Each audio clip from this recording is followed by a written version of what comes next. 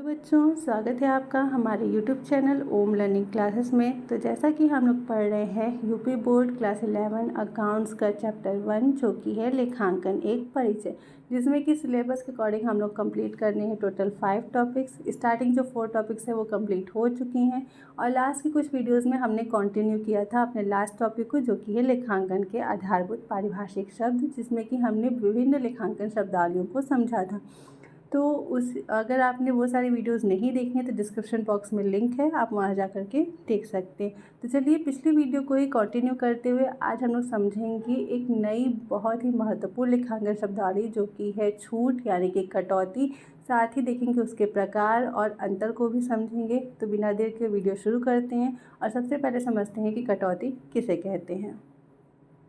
तो देखिए, जब कोई व्यापारी अपनी वस्तु या सेवा को अपने ग्राहक को उसके विक्रय मूल्य से कम मूल्य पर बेचता है तो यह कमी छूट या बट्टा या कटौती या अपहार कहलाती है। अर्थात विक्रय मूल्य तथा देय मूल्य के मध्य अंतर को कटौती कहते हैं। एक इसका हम मतलब ये समीकरण नहीं है, हम इसको समझने के लिए यहाँ पे एक समीकरण बनाए कि छूट मतलब होता क्या है कि जो भी वस्तु का विक्रय मूल्य है और जो वस्तु का देय मूल्य है उसके बीच का अंतर जो है वो छूट कहलाता है। अब इसको आइए हम लोग समझ लेते हैं। जैसे देखिए, छूट या कटौती जो है वो आप रोज़ाना के जो हमारे व्यवहार लेन देन होते हैं उसमें आप आराम से देख सकते हैं कि जैसे आप किसी शॉप पर गए, आपको कोई सामान पसंद है, जैसे मान लीजिए आप कपड़े के शॉप पे गए, वहाँ पे कपड़े की जो प्राइस थी वो थी मान लीजिए 480 रुपये का कपड़ा था जो कि आपने पसंद किया। अब आपको क्या हो रहा है कि आपने कहा अपने ग्राहक मतलब जो शॉपकीपर है दुकानदार से कि भैया ये 480 का है, आप हमें इसको 450 में ही दे दीजिए। तो ग्राहक जो हमारा शॉपकीपर था उसको लगा कि चलो कोई बात नहीं, दे देते हैं, 30 रुपये ही तो कम है। तो विक्रय मूल्य क्या था 480 और उसने जो ग्राहक है उससे कितना पैसा लिया 450, यानी कि 30 रुपये कम लिया। तो वो जो 30 रुपये उसने कम लिया है उसे ही हम लोग कहते हैं छूट या बट्टा या कटौती या अपहार। ठीक है, तो सिंपल सा मतलब है विक्रय मूल्य क्या था 480 रुपये उस कपड़े का। देय मूल्य मतलब कि जितना दिया जा रहा है पैसा, तो दिया कितना जा रहा है 450 रुपये दिया जा रहा है। तो अगर हम 480 में से 450 माइनस करेंगे तो कितने का डिफरेंस आया, ये जो 30 रुपये का डिफरेंस आया ये हमारा छूट यानी कि कटौती कहलाएगा। यहाँ पे हमने आपको बताया कि कस्टमर ने कहा कि हमको इतने में दे दीजिए, कम करिए। तो ये ज़रूरी नहीं है कि कस्टमर बोलेगा तभी हमें छूट मिलेगी, ये दुकानदार के ऊपर भी निर्भर करता है। दुकानदार चाहे तो वो अपने से भी छूट दे सकता है। जैसे कि मान लीजिए जब हम लोग मेडिसिन की दुकान पे जाते हैं तो मेडिसिन पे जो MRP लिखी होती है उससे हमेशा हमें 10% कम पे ही मिलता है। तो ये दुकानदार की ओर से मतलब कि अगर हम नहीं भी बोलेंगे तो भी दुकानदार क्या करेगा, जो MRP उससे 10% कम करेगा, तो जो अब उसके बाद जो वैल्यू आएगी वो उतने में हमें वो दवाइयाँ देगा। तो ठीक है, तो छूट क्या होती है कि जो भी वस्तु की MRP है, जो भी उसका मूल्य है, उससे जब भी हमें जो कम मूल्य पर सामान मिलता है तो जो कमी रहती है, जो अंतर रहता है, वो हमारा छूट यानी कि कटौती कहलाता है। ठीक है, अब जो हमारा छूट है ये मेनली 2 टाइप्स का होता है। तो वो कौन कौन से टाइप्स होते हैं उसे भी देख लेते हैं।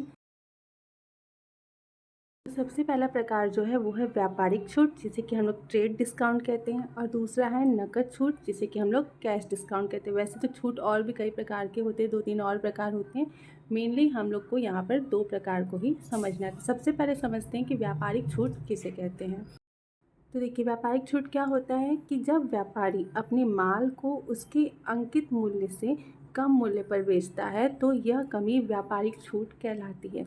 यहाँ पर मेन बात क्या है कि जब हमें अंकित मूल्य से कम मूल्य पर सामान मिलता है तो जो कमी आती है उसे व्यापारिक छूट कहती है। इसको एग्जाम्पल समझिए, जैसे कि आपने मान लीजिए कोई सामान खरीदा, जैसे कि मान लीजिए सोप। ठीक है, एक सोप है जिसपे कि MRP, ठीक है, MRP रहता है ना हर चीज़ पे, वो MRP दी हुई है 12 रुपये।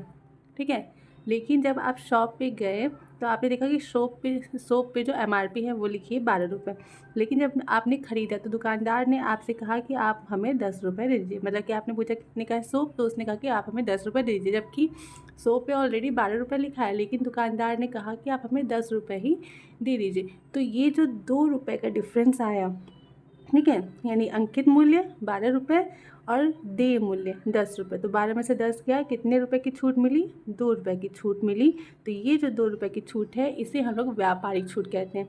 क्यों? क्योंकि ये अंकित मूल्य पे मिला। अंकित मूल्य 12 रुपये था और बिना ही कस्टमर के कुछ बोले हुए दुकानदार ने क्या किया, 2 रुपये कम करके उसको बताया। क्योंकि अधिकतर जो हमारे कोई भी हम लोग प्रोडक्ट खरीदते हैं जो कि पैकेट का होता है, उस पर जो MRP दी हुई होती है वो उसकी रहती है मैक्सिमम रिटेलिंग प्राइस, यानी कि हम लोग ज़्यादा से ज़्यादा उसको उसी प्राइस पे बेच सकते हैं। उससे कम में बेच सकते हैं लेकिन उससे ज़्यादा प्राइस हम लोग नहीं बढ़ा सकते। तो अधिकतर शॉप पे क्या होता है कि जो MRP है उसका कुछ परसेंटेज निर्धारित होता है कि इतने % हमें कम करके ही इसको बेचना है। तो ये जो कस्टमर होते हैं उनके बिना बोले ही शॉपकीपर क्या करते हैं, MRP से कुछ कम प्राइस पे उस सामान को बेचते हैं। ठीक है, तो यही जो अंकित मूल्य जो MRP है उससे हमें कम मूल्य पे जो सामान मिलता है, तो जो कम मूल्य किया जाता है। जैसे यहाँ पे MRP 12 थी तो 2 रुपये उसने कम किया और 10 रुपये में सामान दिया। तो ये जो 2 रुपये है ये हमारी व्यापारिक छूट यानी कि ट्रेड डिस्काउंट कहलाता है। ठीक, अब समझते हैं आगे कि नकद छूट यानी कैश डिस्काउंट किसे कहते हैं।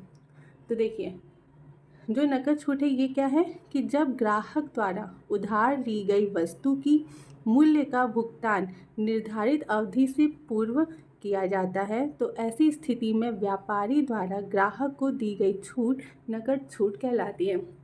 ठीक है, तो इसको आप ऐसे ही समझ सकते हैं। नकद का मतलब क्या हुआ कि जब कस्टमर अब उसने जो सामान ख़रीदा है उसका कैश में पेमेंट करता है। अधिकतर क्या होता है कि जैसे मान लीजिए कुछ कस्टमर आते हैं जिनको आप जानते हैं, वो आपसे कुछ सामान ले जाते हैं और पैसा वो बोलते हैं कि हम आपको बाद में देंगे। जैसे मान लीजिए एग्जांपल समझते हैं, आपने किसी कस्टमर को 550 रुपये का सामान बेचा। ठीक है, 550 रुपये का उधार सामान बेचा। ठीक, आपने कस्टमर से कहा कि ठीक है आप हमें ये जो 550 रुपये है ये 1 महीने के अंदर दे दीजिएगा। ठीक, तो कस्टमर ने कहा ठीक है मैं 1 महीने बाद आपको ये 550 रुपये दे दूँगा।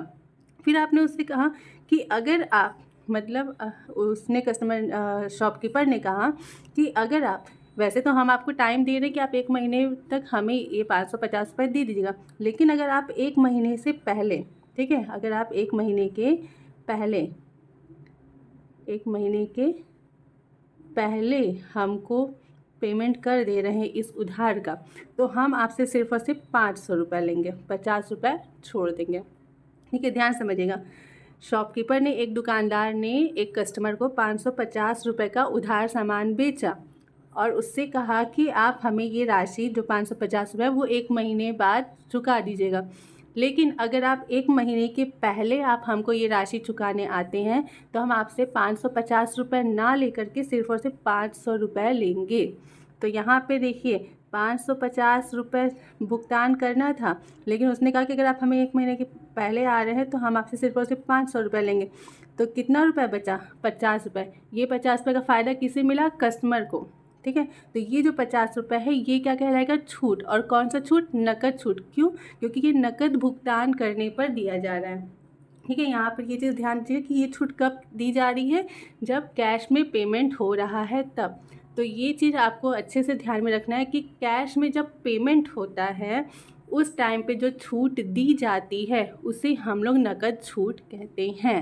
ठीक है, यहाँ पर आपको ये चीज़ बहुत अच्छे से ध्यान रखना है कि नकद छूट कब दी जाती है? जब कैश में पेमेंट होता है तब।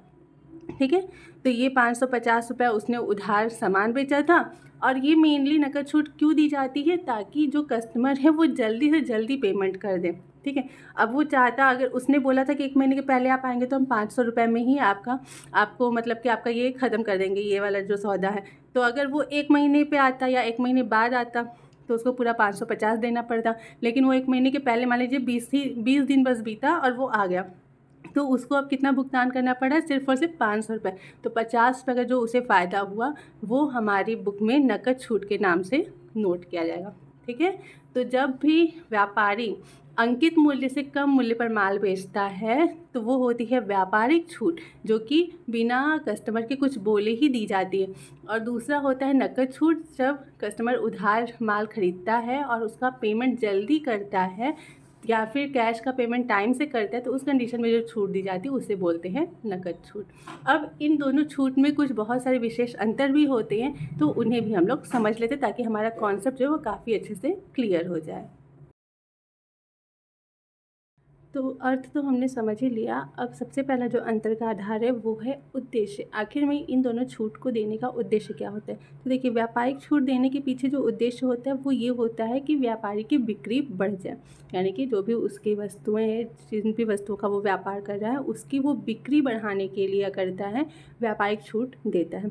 जबकि नकद छूट क्यों दी जाती है? ताकि जो भी ग्राहकों ने उधार माल खरीदा उसका भुगतान वो जल्दी से जल्दी कर सके, ये उद्देश्य हो गया। अब व्यापारिक छूट जो है वो नकद एवं उधार दोनों सौदों पर दी जाती है, ठीक है। यानी कि जो एमआरपी है, एमआरपी से जो 10% 5% जो भी प्राइस कम करके दी जाती है वो कस्टमर चाहे नकद खरीदता है सामान तो भी दी जाती है और अगर उधार खरीद रहा है तो भी दी जाती है। लेकिन जो नकद छूट है वो सिर्फ तब दी जाती है जब नकद में भुगतान किया जा रहा हो, ठीक। उसके बाद जो व्यापारिक छूट है वो अंकित मूल्य पर, यानी कि एमआरपी प्राइस जो होती है उस पर दी जाती है। जबकि नकद छूट जो है वो जो भुगतान की जाने वाली राशि है उस पर प्रदान की जाती है, यानी कि जितना पेमेंट ग्राहक को करना है उसमें जो छूट दी जाती है वो होती है नकद छूट। और क्या है? नेक्स्ट अंतर है उल्लेख का, कि व्यापारिक छूट का जो लेखा होता है वो पुस्तकों में नहीं कहते, यानी कि व्यापारिक छूट का उल्लेख जो है वो पुस्तकों में नहीं किया जाता है। इसके बारे में पुस्तक में अलग से नहीं दिखाया जाता कि हमने कितना व्यापारिक छूट दिया है। लेकिन अगर नकद छूट जो होती है उसको हम लोग अपने जो बुक्स होती हैं लिखने के लिए, अकाउंटिंग बुक्स, उसमें लिख करके दिखाते हैं कि हमने इतनी नकद छूट दी हुई है, ठीक है। देखिए, ये इसका जब हम लोग जर्नल एंट्री आगे समझेंगे तब हमें ये ज़्यादा समझ में आएगा। वैसे मैं आपको बता दें, यहाँ पे लेखा पुस्तकों में नहीं किया जाता का मतलब ये है कि अमाउंट डायरेक्ट हम लोग, जैसे कि 550 रुपये की चीज़ है और उसको हम लोग 500 रुपये में बेच रहे हैं, 50 रुपये व्यापारिक छूट है, तो हम लोग सीधे सीधे 500 रुपये लिख करके दिखाएंगे, ना कि 550 रुपये, ठीक है। और जो कि रोकड़ छूट है, रोकड़ छूट में हम लोग अगर 550 की चीज़ है उसमें 50 रुपये रोकड़ छूट दे रहे हैं और सिर्फ 500 ले रहे हैं, तो हम लोग दिखाएंगे कि ये सामान 550 का था, हमने सिर्फ और सिर्फ 500 रुपये लिया है और 50 रुपये नकद छूट दी गई है, ठीक है। तो ये आगे हम लोग जब जर्नल एंट्री करेंगे तो समझ में आएगी। सिंपल सी बात है कि इसका लेखा जो है वो पुस्तकों में नहीं होता, जबकि नकद छूट का लेखा किया जाता है। अब इसे व्यापारिक छूट कौन किसको मिलता है? तो व्यापारिक छूट सभी ग्राहकों को मिलता है, यानी कि जो नकद खरीद रहे हैं उन्हें भी और जो उधार माल खरीद रहे हैं उन्हें भी मिलता है। लेकिन जो नकद छूट है वो केवल नकद भुगतान जो ग्राहक करते हैं उन्हें दिया जाता है। फिर है व्यापारिक छूट की जो गणना है वो सबसे पहले की जाती है, लेकिन जो नकद छूट है इसकी गणना व्यापारिक छूट के बाद की जाती है। यानी कि अगर आप मान लीजिए कि किसी व्यक्ति को, किसी ग्राहक को व्यापारिक और नकद छूट दोनों दी गई है, तो उस कंडीशन में सबसे पहले हम लोग व्यापारिक छूट की गणना करेंगे। जब व्यापारिक छूट निकाल लेंगे तो उसके बाद हम लोग नकद छूट की गणना करेंगे, ठीक। उसके बाद है बीजक में दर्शाना। तो जो व्यापारिक छूट है इसे बीजक की रकम में घटाकर दर्शाया जाता है और जो नकद छूट है इसे बीजक में नहीं दर्शाया जाता है। यानी कि बीजक का मतलब जो रसीद होती है, जैसे हम लोग कभी कभी क्या करते हैं कि जैसे आपने मोबाइल लिया तो मोबाइल खरीदने की जो आपको एक स्लिप मिलेगी, एक रसीद मिलेगी कि आपने इतने का मोबाइल खरीदा, तो उसमें आपको कितना डिस्काउंट दिया गया है, व्यापारिक छूट कितनी दी गई है, वो वहाँ पर भी दिखाया जाएगा। लेकिन अगर जैसे मान लीजिए कि 16,500 रुपये का मान लीजिए मोबाइल आपने ख़रीदा, ठीक है, और उसमें 500 रुपये की व्यापारिक छूट है, तो वहाँ पर लिखा जाएगा कि 500 माइनस 500 किया जाएगा व्यापारिक छूट का। अब उसकी राशि कितनी होगी? 16,000, यानी कि आपको पेमेंट करना है। अब कस्टमर ने कहा कि हम आपको कैश में 16,000 दे रहे हैं, तो कुछ और आप हमको डिस्काउंट दीजिए।